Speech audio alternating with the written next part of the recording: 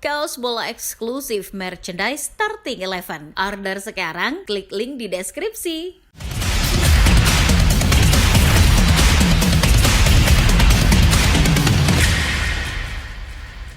Berjalan-jalan menyusuri selatan Spanyol, sebuah peninggalan penting terdapat di sana. Di wilayah Andalusia tepatnya, sebuah pusat awal peradaban Islam di Eropa. Selain sebagai pusat peradaban Islam, Andalusia juga dikenal menjadi salah satu kiblat persepak bolaan Spanyol. Di Andalusia terdapat beberapa klub sepak bola yang tak kalah mentereng dibanding wilayah-wilayah lainnya di Spanyol, macam Catalunya, Madrid maupun Basque. Tak jarang pula beberapa pemain terbaik lahir dari wilayah ini. Namun sebelum itu jangan lupa subscribe dan nyalakan loncengnya agar tidak ketinggalan video terbaru dari Starting Eleven. Al-Andalus atau kemudian sering disebut Andalusia adalah gerbang pintu masuknya Islam di kawasan Eropa. Islam datang ke Spanyol lewat semenanjung Iberia. Agama itu dibawa oleh seorang keturunan Arab dari Afrika Utara tepatnya pada abad ke-7 atau 711 Masehi. Tak dipungkiri wilayah inilah yang paling penting keberadaannya bagi tumbuhnya Islam di Eropa. Bangunan-bangunan bersejarah seperti Istana Alhambra dan Masjid Raya Cordoba adalah beberapa peninggalan arsitektur indah di abad itu. Dari aspek penduduknya, banyak pula akhirnya para muslim yang menjamur di kawasan tersebut, terutama di wilayah Cordoba yang jadi pusat pemerintahan ketika itu. Andalusia sendiri secara provinsi dibagi menjadi 8 bagian. Di antaranya adalah Cordoba, Almeria, Cadiz, Granada, Huelva, Jaén, Malaga, dan Seville. Nah, dari beberapa wilayah otonom itulah terbentuk beberapa klub sepak bola yang mewakili wilayahnya masing-masing. Melihat wilayah Andalusia yang cukup luas, wajar saja bila wilayah ini banyak memiliki klub sepak bola. Dimulai dari ibu kota Andalusia sekaligus kota terbesar di Andalusia yakni Seville. Seville adalah rumah bagi derby terbesar di wilayah Andalusia, El Gran Derby, antara Sevilla versus Real Betis Balompié. Sekitar 250 km dari timur Seville terdapat wilayah Granada, sebuah wilayah yang memiliki klub bernama Granada CF. Ke arah utara jauh dari pantai, terdapat pusat pemerintahan Andalusia Cordoba yang mempunyai kesebelasan bernama Cordoba CF.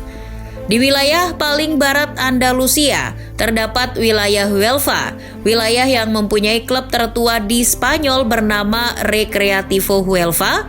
Di sebelah selatan Huelva terdapat Cadiz, sebuah wilayah kecil tempat klub Cadiz CF lahir. Lalu di dekat pantai yang berbatasan dengan Gibraltar terdapat kawasan Malaga, letaknya berdekatan dengan kawasan liburan ternama di Spanyol, Marbella. Di sanalah lahir klub bernama Malaga CF. Dari Malaga sekitar 200 km ke arah timur, kita akan menemukan kawasan terpencil dari Andalusia yakni Almeria. Disitulah klub bernama UD Almeria lahir. Dari beberapa klub yang ada, tentu perlu diketahui seberapa menterengnya sih prestasi klub asal Andalusia tersebut. Sevilla dan Real Betis menjadi nama teratas yang paling mentereng secara prestasi, terutama Sevilla.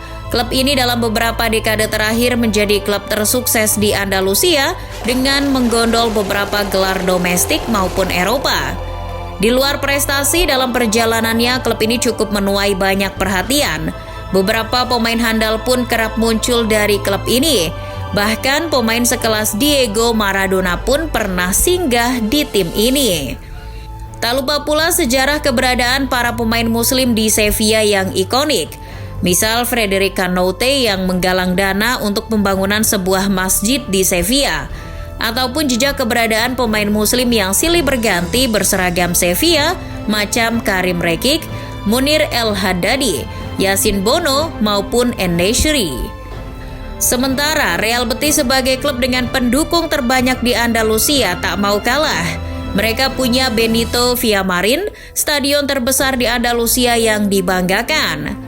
Kolektivitas serta sikap Spartan para pendukungnya terlihat selalu menonjol, terutama ketika bentrok melawan Sevilla. Dari segi trofi, Betis memang tak sementereng Sevilla.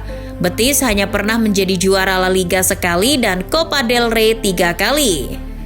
Malaga CF meski miskin trofi, namun klub ini setidaknya pernah menyita perhatian di musim 2012-2013 ketika mereka diakuisisi oleh Taipan Qatar dan berfoya-foya membeli beberapa pemain bintang.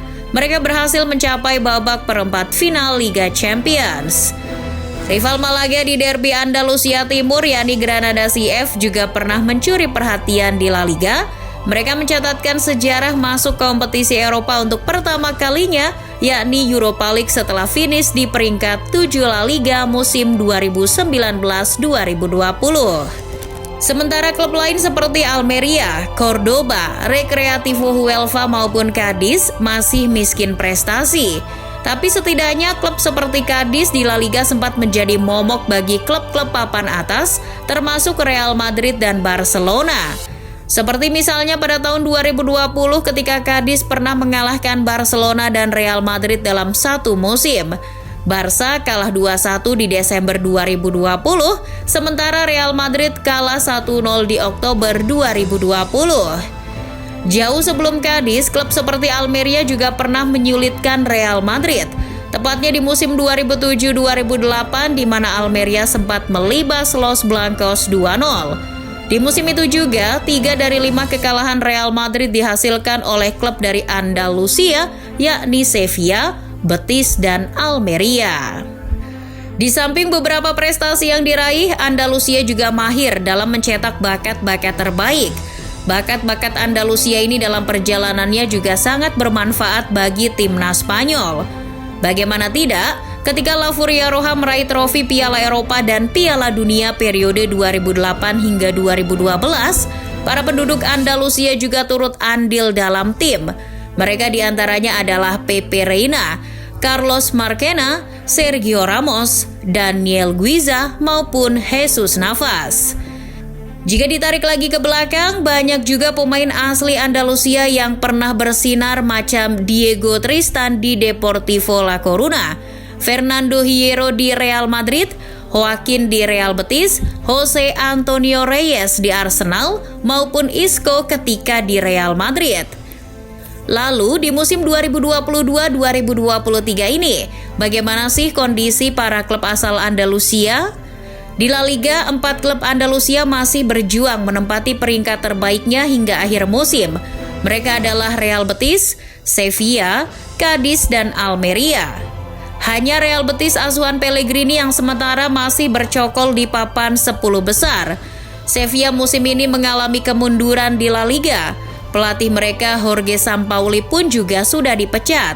Namun di sisi lain mereka masih menjadi harapan bagi Spanyol sebagai satu-satunya wakil di Europa League. Sementara Cadiz dan Almeria hanyalah tim mediocre yang inkonsisten. Mereka tak lagi mengejutkan tim-tim besar lagi musim ini. Sementara itu di Segunda B ada Granada dan Malaga, namun nasib berbeda dialami dua klub itu di Segunda B. Granada masih bercokol di papan atas Segunda dan menjaga asa promosi ke La Liga musim depan bersama pemain macam Jose Callejon.